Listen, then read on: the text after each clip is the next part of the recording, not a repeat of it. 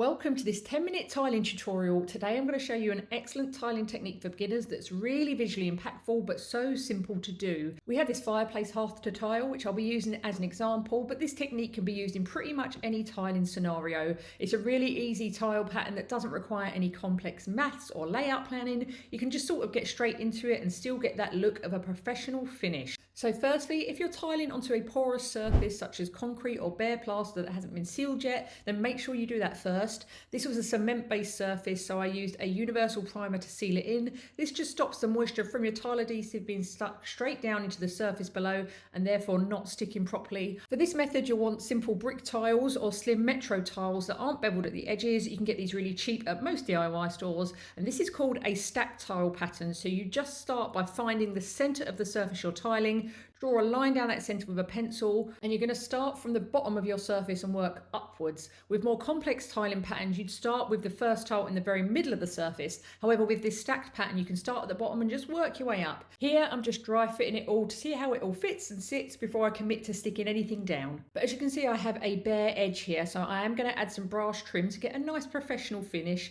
This trim is 10mm deep. The tiles are 8mm deep, so this allows 2mm for the adhesive. You always want your trim to be 1 to 2 mil thicker than your tile to allow for the slight height that adhesive adds on. I measured the trim and cut it to size. Not my best cut, but hey, we're all DIYers here. And then I used these small slithers of tile to work out how much I needed to overhang the trim by. I'll show you how to cut the tiles later in this video, but in most cases you won't need to work out an overhang for your trim, but this might be a helpful aid if you are tiling a raised hearth like this. Now for adhesive, I like to use a ready-made tile adhesive. I just find it easier for one-off projects like this, and it is really easy to use. I'm sticking down the trim first, just using a little tile spatula to pop a bit on the edge, and then I stuck the trim in place. Do not worry about it looking messy. You've got to trust the process with tiling. Now onto laying tiles. You'll want a bag of spacers. I'm using 2mm spacers, which is a standard size, and a notched tiling trowel. Again, you can find these cheaply anywhere, and you just want to start by applying the adhesive in one direction, top to bottom, spreading it evenly and pushing lines into it from the notched edges of your trowel. This is exactly what you want to repeat on the back of your tile. This is called back buttering, so when you stick the tile down, those notch lines can almost slot in together and hold even better than just pushing a dry tile onto a blob of adhesive. Obviously you're starting at your center line here, but rather than starting in the very middle of your surface, you can go from the bottom to top. I use the exact method on my kitchen splashback too, and it just makes the process so much easier, especially if you're like me and you don't really have a good maths brain. Then you're just going to repeat this process with every tile, so adhesive on your surface, back buttering your tile, sticking it in place, making sure it's straight, and then you can bring in the spacers, which ensure an even gap between each of your tiles. Put one in at the top, one at the bottom, and just leave those in while it dries, and I'll show you when you need to remove these later in this video. Now you can just continue tiling in the exact same way, working outwards from those central lines. As long as your tiles are straight in relation to that central line you drew, then the spacers should help keep everything straight and evenly spaced as you work outwards. I'm using these slim rectangular tiles, but if you're going for this stacked method, this will work with practically any evenly sized tiles, and a lot of this technique is universal to getting into tiling as a beginner, so keep watching because I've got so many more key tips to come. Once you've got the bottom row in, you can then start working upwards, just keeping those tiles going up the surface in a straight line. No offset patterns or crazy layouts here. We're going for beginner friendly, low effort tiling. I alternated 2 colours just to give bold visual impact, creating a bit of a checkerboard effect, and keep an eye on those lines top to bottom and just nudge the tiles slightly while the adhesive is still wet to make sure those lines between them all are straight and sharp.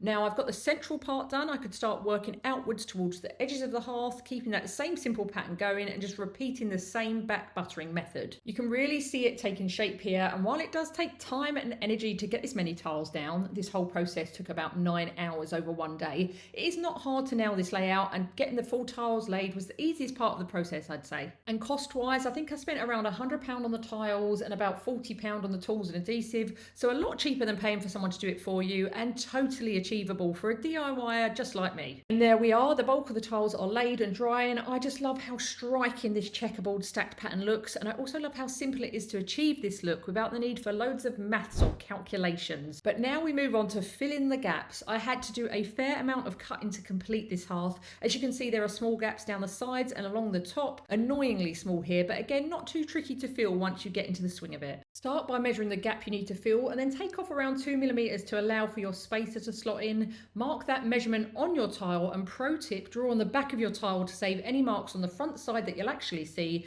And honestly, I wouldn't even bother with a manual tile cutter. I had so many breakages when I used one, so I got a cheap electric tile cutter instead, which was a godsend. This is not as scary as it looks. It costs around £50. There is a bit of an outlay there, but the time, energy and frustration it will save you from is so worth it in my opinion. Once it's set up, you turn it on and just push your tile against the blade slowly so you get a good smooth even cut, especially when you're cutting quite thin slithers of tile like I am here. Then test your slither of tile fits in the gap, pop your spacers in and test that fit too. But if it's not quite right, don't worry, as you can always go back and trim a bit more off. Then pop adhesive on the back of the tile and stick it down like you would have done with all the tiles and add in your spacers. Repeat this process with every gap filling piece, so measure, cut, test the fit, stick it down, add your spacers, and the job's a good one. This is definitely the more time consuming part of the process, as you've got to keep measuring and cutting, but it all depends on the size of area you're tiling and the amount of cuts you need to make. The electric tile cutter will definitely make this process a bit quicker and easier, so I'd recommend grabbing one if you can. Now here I'm drawing on the back of the tile again to save any marks on the shiny side, and I'm cutting lots of teeny slithers to slot in just above the top row of tiles.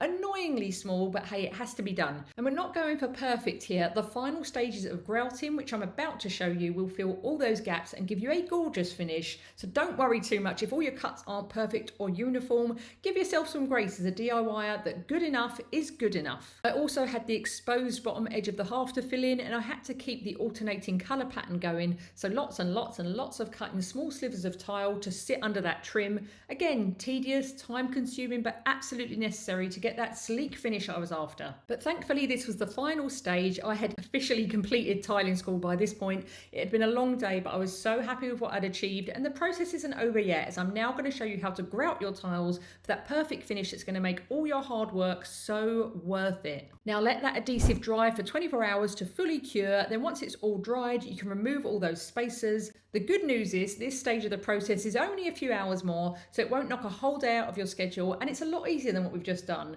You'll likely find there's lumps of dry adhesive all over your tiles. Do not worry too much about that, as it washes off porcelain tiles pretty easily. Cement tiles are different, so do your research if you're planning on using cement tiles.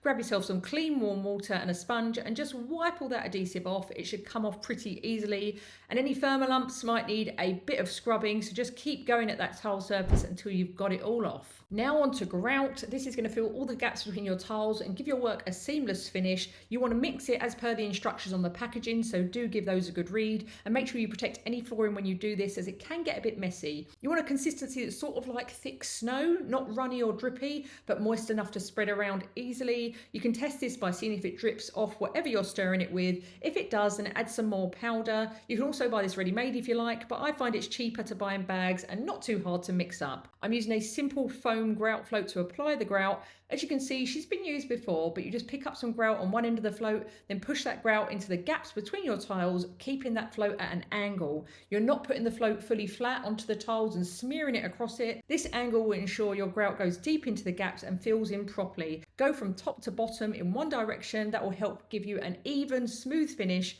And do not worry about getting the grout all over your tiles here. This is absolutely normal, and we're going to clean all that off in a minute. Just really have a good look while you're applying the grout to make sure every little gap is filled and that you don't miss any areas, as your bucket of grout will harden eventually and it's not reusable. Once applied, give the tiles a good wipe down with some clean water. Don't press too hard here, otherwise you'll force some of the grout out of the gaps. Just give it a smooth wipe over the top, and this will also smooth over the top layer of your grout, creating that sleek finish. So keep an eye on how everything is looking as you're wiping, and that you don't create any drag marks. Again, we're not going for perfection here, and do not worry if you still see grout on your tiles. Absolutely fine. This will all clean off no problem once everything's dried. Another pro tip of mine is to use light grey grout instead of white. White gets dirty really easily, and so you have to keep cleaning it for that fresh look, whereas pale grey always looks great and is much more low maintenance. I had to push the grout into all these fiddly gaps too, all part of the process, which is very nearly finished. As you can see, I've wiped it all over. There's smeary grout all over the tiles still, but do not worry about this. Just leave it to dry and come back in another 24 hours. So here it is a day later. that, just grab some clean warm water and wipe that grout off the surface. The grout comes off no problem. You may need to wipe it down a few times though to get it fully clean, but as you can see, the pattern, the grout, everything is looking sensational. This is the fastest part of the process, literally about 15 minutes to get this cleaned up, and the end result is brilliant if I do say so myself. Proof that this stack tiling method is simple but so effective, and it can really give you a bold, standout tiled look without the need for lots of intricate calculations or a huge expense. I'm absolutely in love with how this looks, and this method works in so many scenarios like kitchen backsplashes, bathrooms, fireplace surrounds, whatever you might want to tile. And I've got plenty more beginner friendly tutorials on my channel for all kinds of DIY, from tiling to painting to fitting ceiling roses and everything in between, so please do subscribe.